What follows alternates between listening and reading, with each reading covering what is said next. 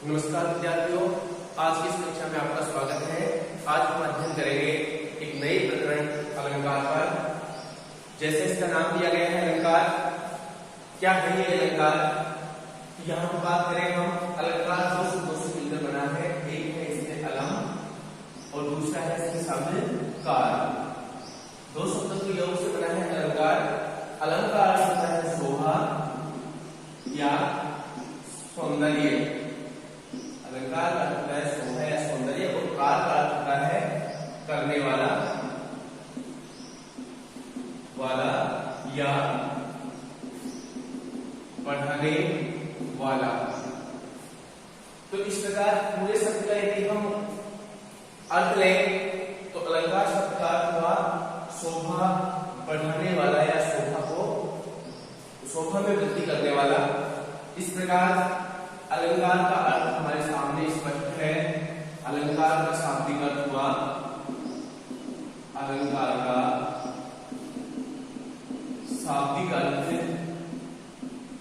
हुआ शोभा बढ़ाने वाला। अलंकार का शाब्दिक अर्थ क्या होगा? शोभा बढ़ाने वाला। देखिए, अलंकार को आभूषण भी कहा गया है। अभी आभूषण क्यों कहा गया है? क्योंकि जिस प्रकार शरीर की सुंदरता बढ़ाने के लिए आभूषणों की आवश्यकता होती है, उसी प्रकार काव्य रूपी कामिनी के देह की सुंदरता बढ़ाने के लिए आभूषणों की आवश्यकता चाहिए। अब काव्य को ही अगर हम कामिनी मान लें तो उसके शरीर की सुंदरता बढ़ाने के लिए आभूषण कौन से चाहिए? तो काव्य की शोभा बढ़ाने के लिए अलंकार ही आभूषण का कार्य करते हैं। इसलिए साहित्य में अलंकार को आभूषण भी कहा गया है। परिभाषा की अगर हम बात करें तो जैसे इसके शाब्दिक अर्थ से स्पष्ट हुआ है शोभा बढ़ाने वाला, उसी प्रकार परिभाषा की हम बात करें तो काव्य शोभा करान धर्मान अलंकारान प्रचक्षते। आचार्य करने की परिभाषा दी है, अर्थात परिभाषा की बात कर रहे हैं। अर्थात काव्य शोभा करान, काव्य की शोभा करने वाले या बढ़ाने वाले, काव्य की शोभा करने वाले या बढ़ाने वाले धर्म का यहाँ पे तात्पर्य है तत्व। कौन से तत्व है जो काव्य की शोभा बढ़ाते हैं? तो काव्य की शोभा बढ़ाने वाले, काव्य की शोभा करने वाले या बढ़ाने वाले धर्म को ही अलंकार कहा जाता है। काव्य की शोभा करने वाले या बढ़ाने वाले धर्म, इसको तत्व बोलते हैं, इसको ही अलंकार कहा जाता है। अब ये तत्व क्या है? तत्व क्या है? तत्व या तो होंगे वर्ण या होंगे शब्द या फिर होगा अर्थ। इन तीन चीजों के द्वारा ही पूरे काव्य की शोभा में वृद्धि की जाती है। इसलिए अब हम कह सकते हैं कि काव्य की शोभा बढ़ाने वाले धर्म तत्व यानी वर्ण शब्द या अर्थ को ही हम क्या कहते हैं? अलंकार कहते हैं। अलंकार के भेदों की हम बात करें तो अलंकार के भेद मुख्यतः तीन होते हैं। तीन कौन से होते हैं? जिसमें पहला होता है शब्दालंकार,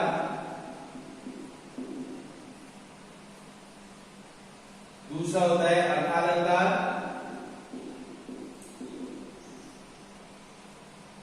और तीसरा होता है मुख्यालंकार।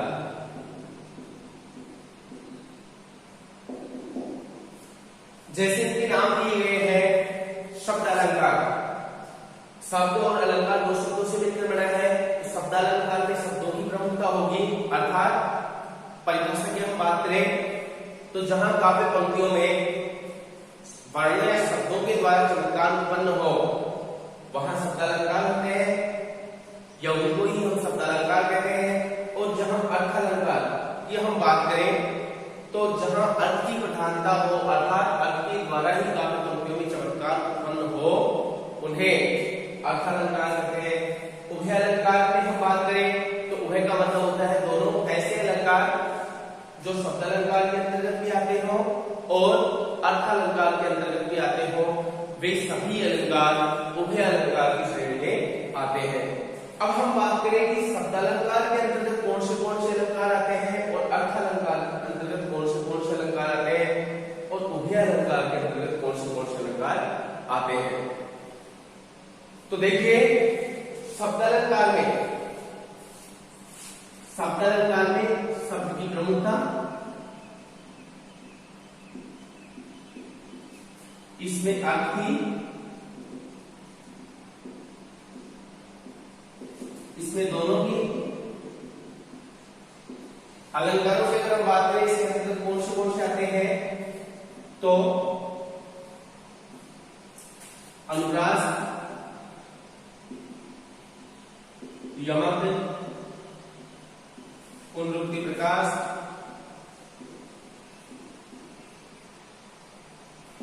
वक्रोक्ति, श्लेष आदि, ये सभी अलंकार शब्दालंकार के अंतर्गत आते हैं। अर्थालंकार की हम बात करें तो अर्थालंकार के अंतर्गत उपमा, रूपक, रूपरेखा, विभावना,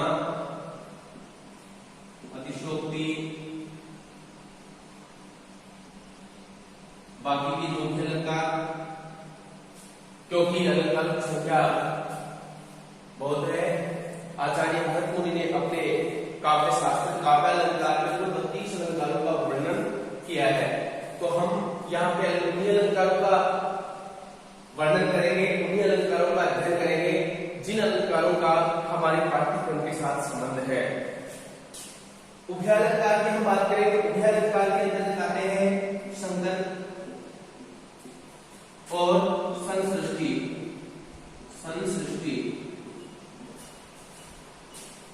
यहाँ पे कुछ विद्वान मानते हैं कि श्लेष अलंकार है वो भी उभयालंकार के अंतर्गत आता है, लेकिन ऐसा नहीं है। श्लेष अलंकार को शब्दालंकार के अंतर्गत ही अध्ययन किया जाता है, इसलिए हम भी श्लेष अलंकार को शब्दालंकार के अंतर्गत ही पढ़ेंगे। अब हम बात करें कि उभयालंकार, यहाँ भी दो अलंकार दिए गए हैं।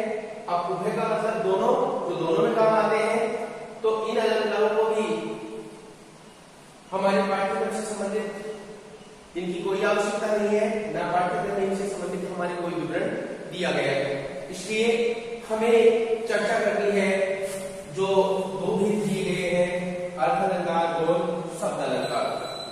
तो अब हम पूरा बिंदु इन्हीं दो शब्दों पर पढ़ेंगे, अर्थालंकार एवं शब्दालंकार। परिभाषा स्पष्ट है, इनके अंतर्गत कौन से अलंकार आते हैं स्पष्ट है। अब हम अपने बिंदु को आगे बढ़ाते हैं। अब हम बात करते हैं शब्दालंकार पर, और इसके अंतर्गत हम लेते हैं अनुप्रास अलंकार। जैसे शब्दालंकार में दो प्रकार के अलंकार में, एक वर्ण प्रधान और एक शब्द प्रधान। तो यहाँ पे हम पहले लेते हैं वर्ण प्रधान, तो यहाँ पे लिख सकते हैं हम, यह एक वर्ण प्रधान अलंकार है, अर्थात परिभाषा की हम बात करें तो जहां काव्य पंक्तियों में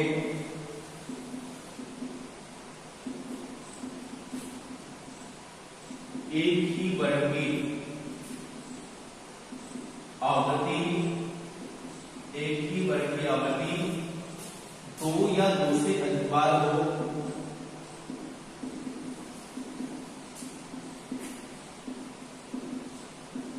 दो या दो से अधिक बार हो वहां अनुप्रास अलंकार होता है। वहां अनुप्रास अलंकार होता है। जैसे उदाहरण की हम बात करें तो देखिए विरति विवेक विमल विज्ञाना,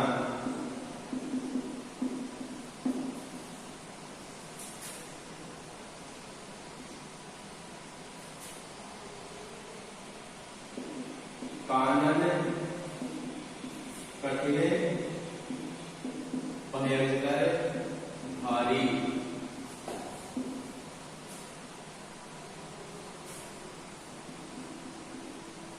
गंधी गंध गुलाब की,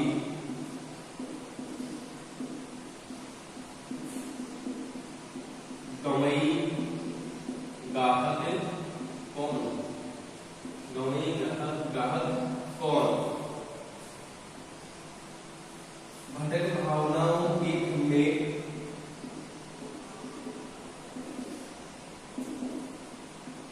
एक हमने भीतर ही था भटक रहा,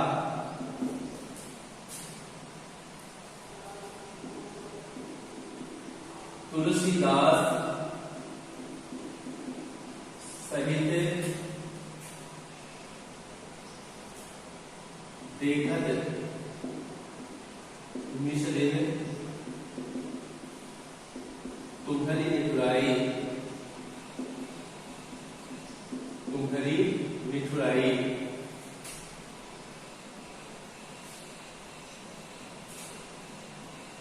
दिनांक था के दीननाथ डूबते, सैधनु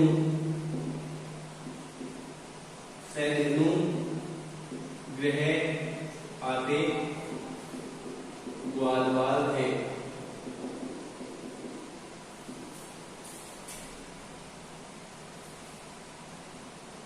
नभलाली शाली निशा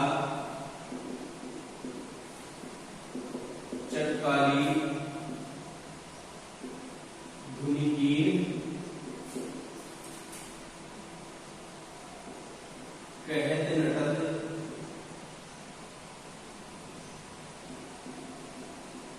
रीठत इज्जत मिलत इज्जत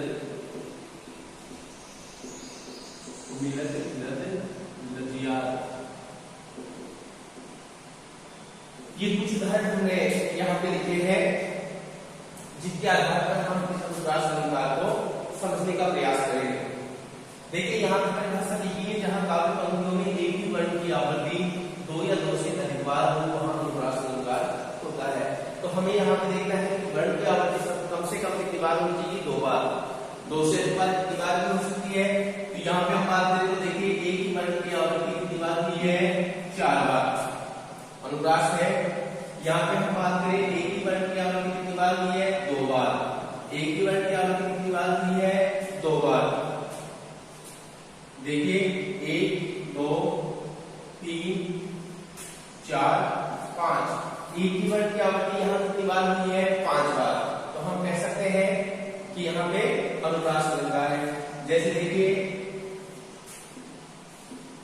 यहाँ पे भी एक ही वर्ण की आवृत्ति 2 से अधिक बार है।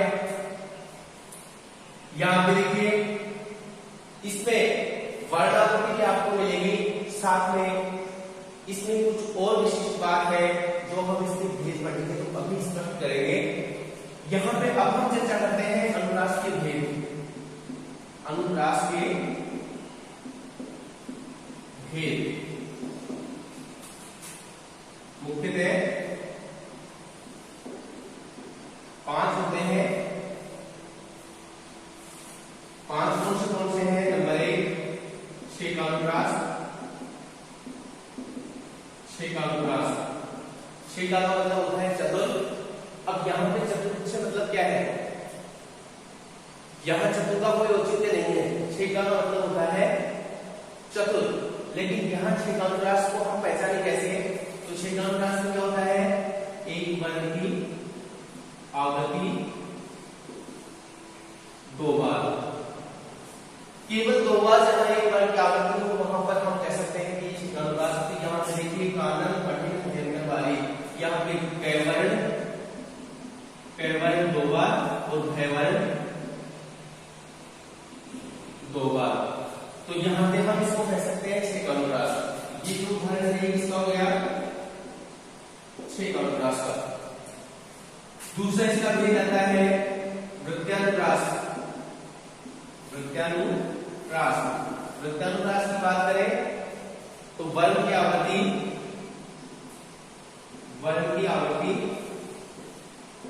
2 से अधिक बार, 2 से अधिक बार जहां पर हो वहां पर वृत्तानुप्रास होता है। इसमें वृत्तानुप्रास है, एक वर्ण की आवृत्ति 2 से अधिक बार है, इसमें वृत्तानुप्रास है, एक वर्ण की आवृत्ति 2 से अधिक बार है, इसमें वृत्तानुप्रास है, एक वर्ण की आवृत्ति 2 से अधिक बार है। तो अब हम इसमें भेद को पहचान सकते हैं, ये वृत्तानुप्रास के उदाहरण हो गए। तीसरा इसमें आता है श्रुत्यानुप्रास। श्रुति के अनुसार अनुप्रास, इसमें एक ही उच्चारण स्थान वाले वर्णों की प्रमुखता होती है, एक ही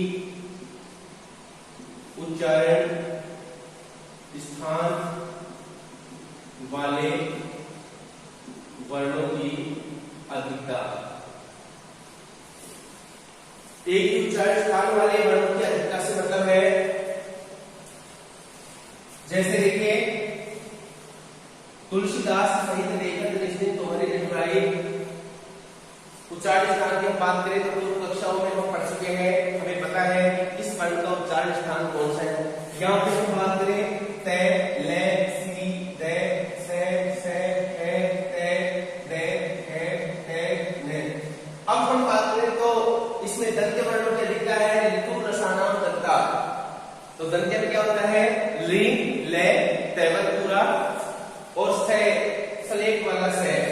यहाँ पे अगर हम वर्णों की बात करें तो इसमें दंत वर्णों की अधिकता है, इसलिए हम इस उदाहरण को किसका मान सकते हैं, श्रुत्यानुप्रास का। श्रुत्यानुप्रास। इसी प्रकार अगर हम इससे देखें तो दंत वर्णों की अधिकता है, यही क्या है, श्रुत्यानुप्रास। चौथे भेद की बात करें अंत्यानुप्रास। अंत्यानुप्रास में क्या होता है, जहां 2 शब्दों के अंत में या दो या दो से अधिक शब्दों के अंत में, 2 या 2 से अधिक वाक्यों या वाक्यांशों के अंत में, 2 या 2 से अधिक छंदों के चरणों के अंत में समान स्वरों की आवृत्ति हो और समान स्वरों के साथ अंत में समान व्यंजन की भी आवृत्ति हो, तो वहां पर अंत्यानुप्रास होता है। जैसे हम बात करें नव, लाली, चाली, विशाल, चटकाली, भूमि, जहां पे देखिए समान स्वरों का है इसमें, इसलिए हम इसको कह सकते हैं अंत्यानुप्रास। अंत में देखिए एक लय बनती है, एक नाद बनता है, एक व्यंजन वर्ण की भी इसमें साम्यता देखने को मिलती है। दूसरी अगर हम छंद की बात करें तो जैसे दोहा छंद है, चौपाई छंद है या अन्य कोई तुकांत रचना है, उनकी सभी की जहां पे तुकबंदी होती है वे सभी अंत्यानुप्रास के अंतर्गत आते हैं। उदाहरण के लिए हम ले श्री गुरु चरण सरोज रज निज मन मकुर सुधार, वर्ण रघुवर विमल जसु जो दायक फल चाल। यहाँ पे प्रथम पंक्ति के अंत में और द्वितीय पंक्ति के अंत में रे की आवृत्ति भी है, साथ में अगर हम ले तो स्वर भी आ और ए की भी आवृत्ति है। इस प्रकार हम कह सकते हैं कि ये होता है अंत्यानुप्रास। इसके बाद में इसका 5वां भेद आता है जिसको हम बोलते हैं लाटानुप्रास। लाटानुप्रास क्या होता है, यहाँ पे वर्ण की आवृत्ति नहीं होकर के शब्दों की आवृत्ति होती है। परिभाषा में गौर करना, लाटानुप्रास में वर्ण की आवृत्ति नहीं होकर के शब्द की आवृत्ति होती है। पहले लाटानुप्रास को अलग भेद के रूप में पढ़ा जाता था, लेकिन वर्तमान में ज्यादातर आचार्यों के द्वारा, ज्यादातर विद्वानों के द्वारा इसको अनुप्रास के एक भेद के रूप में पढ़ा जा रहा है। इसलिए हम भी उसी क्रम में इसका अध्ययन करेंगे। तो लाटानुप्रास क्या होता है? जहां एक ही शब्द की आवृत्ति, एक ही वाक्य की आवृत्ति या एक ही वाक्यांश की आवृत्ति दो या दो से अधिक बार हो, किंतु उनके अर्थ में किसी प्रकार का कोई बदलाव नहीं हो, अन्वय करने पर उनमें भिन्नता हो, वहां पर लाटानुप्रास अलंकार होता है। इसको उदाहरण के द्वारा हम समझने का प्रयास करते हैं। उदाहरण की हम बात करें तो देखिए, राम भजन जाके नहीं,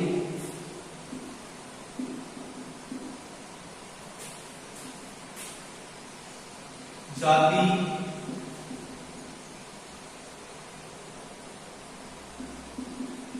विपत्ति तापास। राम भजन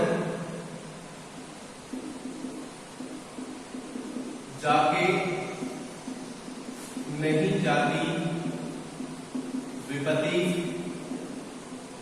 तापास। यहां पे बात करें, पूरे शब्दों की आवृत्ति हुई है। यहां पे जो नहीं शब्द दिया गया है उस पर थोड़ा सा गौर कीजिए। यहां पे जो राम भजन के साथ है, नहीं शब्द किसके साथ में दिया गया है? राम भजन के साथ में।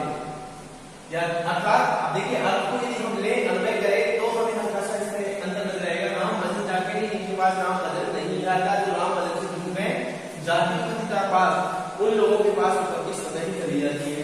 दूसरी पंक्ति में देखिए, राम भजन जाके इससे नहीं है, विपत्ति के साथ में इसको दिया गया है राम भजन जाके, जिनके पास राम भजन है नहीं जाती विपत्ति का पास, उनके पास विपत्ति कभी नहीं जाती है। इस प्रकार हम पूरे के पूरे इस लाटानुप्रास को समझ सकते हैं। और अब हम अगले अलंकार पर बात करते हैं।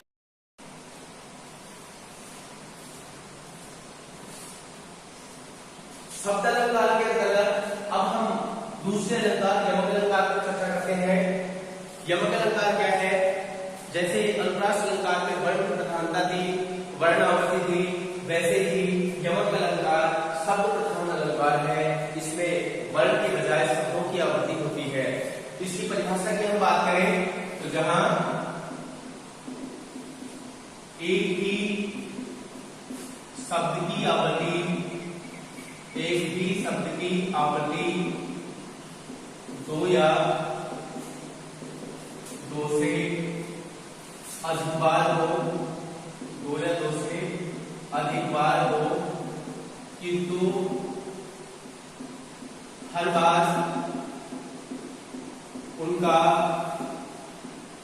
अर्थ भिन्न हो, वहां यमक अलंकार होता है।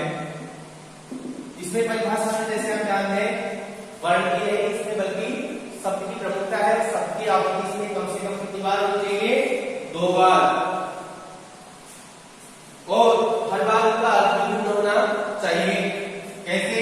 जैसे हम उदाहरण पे स्पष्ट करें, देखिए इसका उदाहरण, कनक कनक, कनक कनक ते सोगुनी,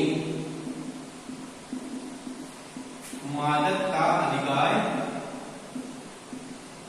मादकता अधिकार, वा खाए गोराय जल, वा पाए गोराय, वा पाए गोराय। यहां पे हम बात करें तो कनक शब्द की आवृत्ति कितनी बार हुई है? दो बार। कितनी बार हुई है? दो बार। कनक कनक से सोगुनी, यानी कनक ने कनक से सोगुनी, मादकता यानी नशा अधिक होता है। कैसे? वह खाए। अब देखिए यहाँ पे हम इसको निकाल लेते हैं तो हमारे समझ में आता है कि इनका अर्थ क्या हो सकता है। पहला कथन यहाँ पे दिया गया है खाने के अर्थ में, और दूसरा कथन खाने के अर्थ में। तो खाने के अर्थ में यदि हम करेक्ट की बात करें तो इसका मतलब होता है धतूरा। पानी के अर्थ में यदि बात करें तो इसका अर्थ होता है सोना। अब देखिए इसका कनक कनकती सोनी मादकता अधिकार की धतूरे और सोने में सोनी मादकता अधिक होती है। कैसे? वह खाए हो रहा है नहीं, यदि धतूरे को कोई खा लेता है तो वो पागल हो जाता है, वह पाए हो रहा है। और यदि किसी को धन मिल जाए, सोना मिल जाए तो वो भी धन के नशे में पागल हो जाता है। इस प्रकार से एक ही शब्द की आवृत्ति हो लेकिन उनका अर्थ भिन्न भिन्न हो, वहां पर होता है यमक अलंकार। दूसरा उदाहरण हम बात करें,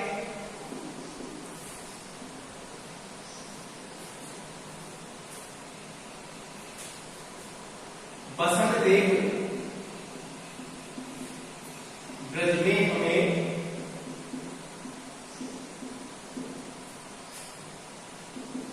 बसंत देव ब्रजराज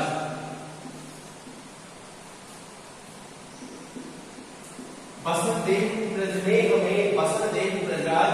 अब यहां देखिए एक ही शब्द की आवृत्ति कितनी बार हुई है? 2 बार।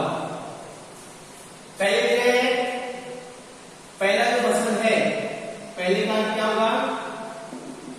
बसना या रहना।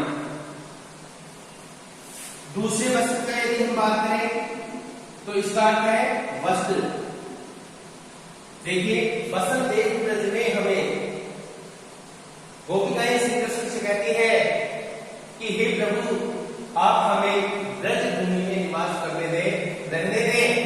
बसंत देव ब्रजराज दूसरे बसंत का अर्थ है कि आप हमें वस्त्र दें।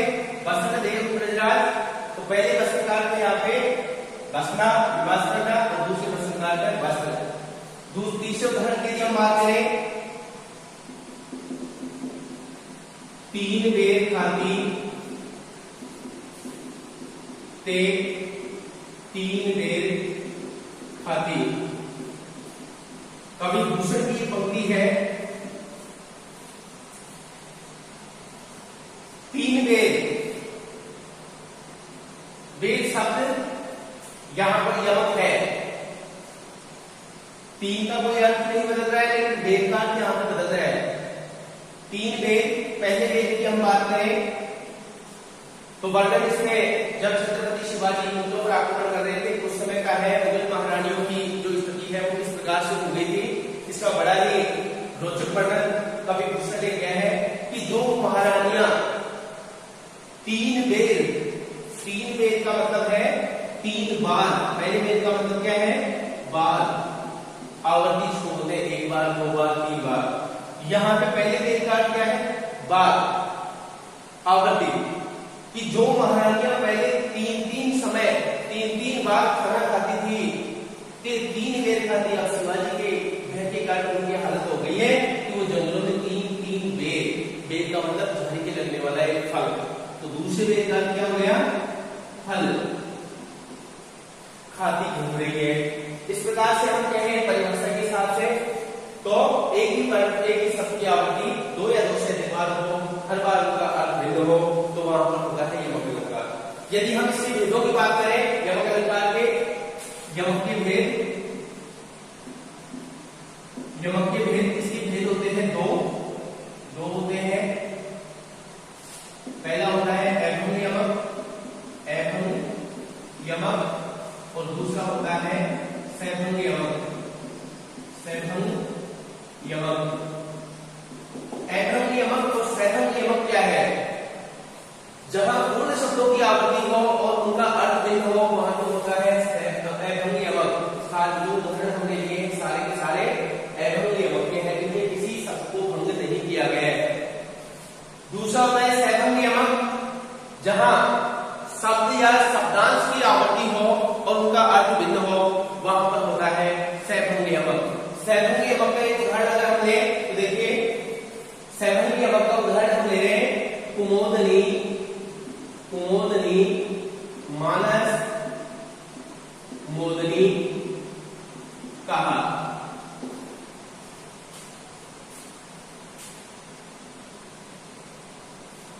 महा कर दीजिए इसको, कुमोदनी मानस मोदनी महा। देखिए यहाँ पे सबसे पहले शब्द दिया गया है कुमोदनी। मूल शब्द इसमें है स्वतंत्र मोदनी है, स्वतंत्र अर्थ को व्यक्त करने वाला है, जो कुमोदनी का ही एक अंश है। कुमोदनी का यदि हम अर्थ लें तो एक उसको होता है जो रात में खिलता है, चांदनी में, और मोदनी का मतलब होता है प्रसन्नता देने वाला।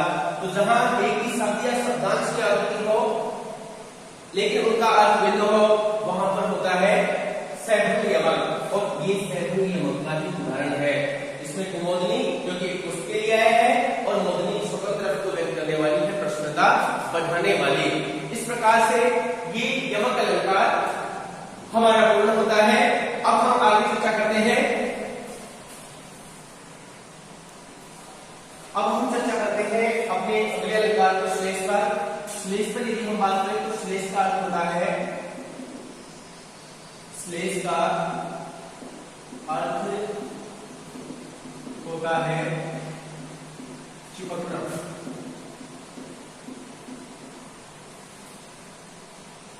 या संयुक्त होना या मिला हुआ होना या मिला हुआ होना।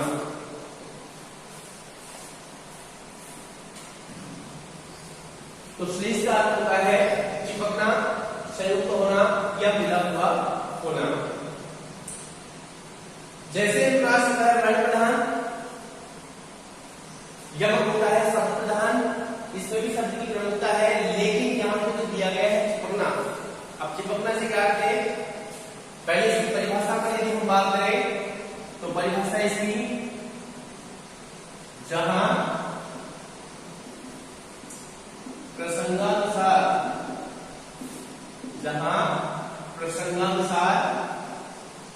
एक ही शब्द के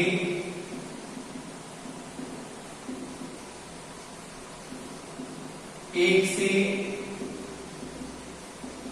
अधिक अर्थ निकलते हो, वहां श्लेष अलंकार होता है। जहां प्रसंगानुसार यानी जो प्रसंग दिया गया है उसके अनुसार एक ही शब्द के एक से अधिक अर्थ निकलते हैं, वहां पर श्लेष अलंकार होता है। अब चिपकना से हम बात करें तो श्लेष का मतलब ये है कि शब्द एक होता है लेकिन उस शब्द के कई अर्थ छिपके हुए होते हैं, और ये एक से ज्यादा अर्थ देना है, एक से ज्यादा अर्थ छिपके होना ही, एक से ज्यादा अर्थ मिले हुए होना ही क्या है, श्लेष। अब इसको उदाहरण के द्वारा समझने का प्रयास करते हैं। देखिए प्रचलित उदाहरण, रहीमन पानी लाके, रहीमन पानी लाके, बिनु पानी सब सून, बिनु पानी सब सून, पानी गए ऊपरे, पानी गए ने ऊपरे, मोती मानस चून। यहां पे देखिए हम बात करें तो यहाँ पानी शब्द में श्लेष है, श्लेष किसमें है, पानी शब्द में। क्यों है, क्योंकि ये जो तीन शब्द दिए गए हैं इन तीनों के लिए इनके अलग अलग अर्थ प्रयुक्त हुए हैं। रहीदार कहते हैं कि व्यक्ति को पानी रखना चाहिए, बिना पानी के सुनसान होता है। कैसे, पानी में ऊपरे एक बार पानी चला जाता है तो फिर वापस नहीं आता है। कैसे, एक बार पानी चला जाता है तो नहीं उबलता है, नहीं आता है। कैसे, मोती मानस चून। अब मोती के साथ में पानी का क्या है, देखिए मोती के साथ में पानी का हो जाएगा चमक। यदि मोती एक बार चमक चली जाए तो वापस नहीं आती है। मानस के अर्थ की बात करें तो इसका अर्थ हो जाएगा इज्जत। मनुष्य की इज्जत एक बार चली जाए वापस नहीं आती है। चून के अर्थ में पानी का ले तो साधारण जल, चून में एक बार पानी चला जाए तो वो वापस नहीं आ सकता है। तो जहां प्रसंग के अनुसार एक ही शब्द के एक से ज्यादा अर्थ निकलते हो वहां पर श्लेष अलंकार होता है। दूसरे उदाहरण की बात करें चरण धरत, चरण धरत चिंता करत, नींद न भावत सोर, नींद ने भावत सोर, सुवर्ण को ढूंढत है, सुवर्ण को ढूंढत फिरे, कवि कामी अनुचोर, कवि कामी अनुचोर। देखिए इसमें अगर हम बात करें तो सुवर्ण में यहां पे श्लेष है, सुवर्ण में क्या है, श्लेष है। कैसे है, यहां पे 3 शब्द दिए गए हैं, तीनों के लिए सुवर्ण का अलग अलग अर्थ है। हम बात करें कि चरण धरत चिंताग्रत, चरण धरते हुए, कदम बढ़ाते हुए, कदम रखते हुए भी चिंता करते हैं। और नींद न भावत शोर, यदि नींद की स्थिति में हो तो भी उनको शोर पसंद नहीं होता है, आवाज पसंद नहीं होती है। कैसे, चरण धरत चिंताग्रत, चरण रखते हुए भी चिंता होती है और नींद में भी उनको आवाज या शोर शराबा पसंद नहीं है। सुवर्ण को ढूंढत है, कवि कामी अनुचोर, सुवर्ण का क्या करेगा, कवि के अर्थ में यदि है तो सुवर्ण को ढूंढत फिरे, कवि सुवर्ण क्या ढूंढेगा, कवि के अर्थ में सुवर्ण का अर्थ देंगे अच्छे वर्ण। कवि के अर्थ में क्या होगा, कवि हमेशा क्या ढूंढेगा, सुवर्ण को ढूंढत फिरे, कवि हमेशा अच्छे वर्ण को ही ढूंढता फिरेगा। कामी, कामुक व्यक्ति, सुवर्ण का कामी से हो जाएगा सुंदर रूप, सुंदर रूप। कामुक जो व्यक्ति होता है वो हमेशा सुंदर रूप को ही ढूंढता फिरेगा। और चोर के अर्थ में ले तो सुवर्ण का अर्थ हो जाएगा सोना या धन, चोर हमेशा सोना या धन ही ढूंढता फिरेगा। इस प्रकार से हम कह सकते हैं प्रसंग के अनुसार जहां एक ही शब्द के एक से अधिक अर्थ करते हो वहां पर श्लेष अलंकार होता है। इसी प्रकार हम और उदाहरण लेते हैं, जैसे अलग एक उदाहरण और लें,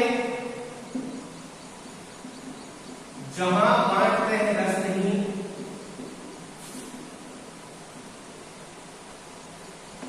यह जानत सब कोई।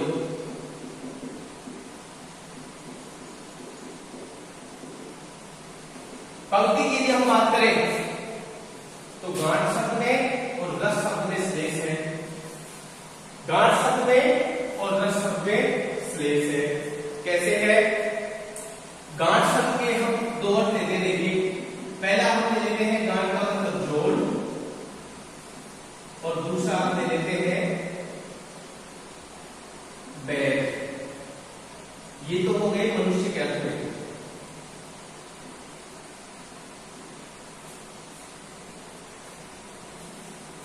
सॉरी, गांठ का ले लेते हैं, ये तो गंदे के अर्थ में, और ये हो गया मनुष्य के अर्थ में। वैसे ही रस का भी हम ले लेते हैं, रस का हम पहला ले मीठा द्रव्य जो गंदे के अर्थ में है, और प्रेम जो कि मनुष्य के अर्थ में है। देखिए अब इसके अर्थ को हम स्पष्ट करते हैं। जहां गांठ में रस नहीं, पहले हम मनुष्य के अर्थ में लेते हैं, गंदे के अर्थ में लेते हैं, गंदे के लेते हैं। जहां गांठ किया था, जहां जोड़ होता है वहां रस नहीं होता है, वहां पर मीठा द्रव्य नहीं होता है।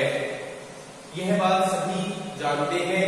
मनुष्य के अर्थ में लेते हैं, जहां बैर होता है, जहां गांठ, जहां बैर होता है कहीं रस नहीं, वहां पर प्रेम नहीं होता है, और ये बात सभी जानते हैं। इस प्रकार से हम श्लेष अलंकार को स्पष्ट कर सकते हैं। श्लेष अलंकार को पढ़ें, कवि बिहारीदास ने दोहा लिखा है, अजो तलोना ही रहो श्रुति से वत एक रंग, नाक बास बेसर ले बसु मुक्तन के संग। इसमें भी कवि ने बड़े ही रोचक ढंग से श्लेष अलंकार का प्रयोग किया है। इसी प्रकार हम आगे अलंकार पर बढ़ते हैं। आगे की श्रृंखला में हम बात करते हैं पुनरुक्ति प्रकाश अलंकार पर, जो कि एक शब्द प्रधान अलंकार है। इसकी परिभाषा की हम बात करें तो देखिए, जहां आवृत्ति,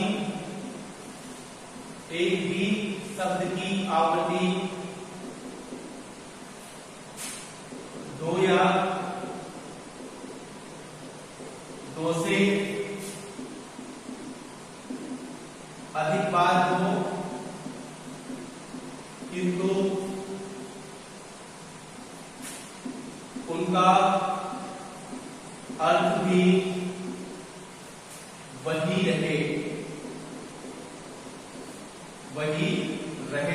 अर्थात अर्थ में किसी प्रकार का कोई बदलाव न हो, अर्थ में किसी प्रकार का कोई बदलाव न हो, वहां पुनरुक्ति प्रकाश अलंकार होता है। यहां पे हम बात करें शब्द की आवृत्ति 2 या 2 से अधिक बार होगी, लेकिन उनका अर्थ भी वही रहेगा। अन्वय करने पर भी उनके अर्थ में किसी प्रकार की कोई भिन्नता नहीं आएगी। इस बात को ध्यान में रखना कि पुनरुक्ति प्रकाश में शब्द आवृत्ति होती है, अर्थ नहीं बदलता है, और अन्वय करते हैं तो अन्वय करने पर भी उनके अर्थ में किसी प्रकार का कोई बदलाव नहीं होता है। यहां पर उदाहरण की बात करें, देखिए जैसे गांव गांव गांव गांव अस होई अनंदा। गांव शब्द की आवृत्ति 2 बार हुई है, पुनरुक्ति प्रकाश हम कह सकते हैं। दूसरा उदाहरण देखिए, बनी बनी बनी बनी बनी बनी बनता चली, बनिता चली। गनी गनी गनी दग दे, गनी गनी गनी गनी गनी गनी दग दे। एक ही शब्द की आवृत्ति बनी बनी मतलब बढ़कर करके, गनी गनी गनी गिरते हुए, गणना करते हुए, गांव गांव फटे गांव। यहां पे भी क्या है, पुनरुक्ति प्रकाश। एक उदाहरण और लें,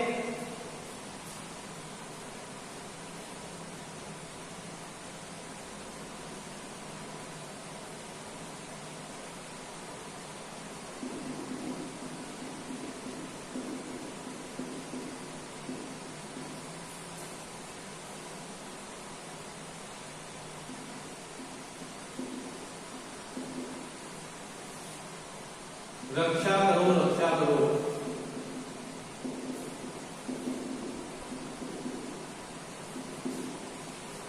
पुनरुक्ति प्रकाश अलंकार, इस प्रकार से हम पुनरुक्ति प्रकाश अलंकार को भी समझ सकते हैं। अगले वीडियो में हम आगे जो अलंकार शेष है उन पर चर्चा करेंगे। आशा है आपको जो चीज पढ़ाई गई वो भली भांति समझ में आई होगी। धन्यवाद, नमस्कार।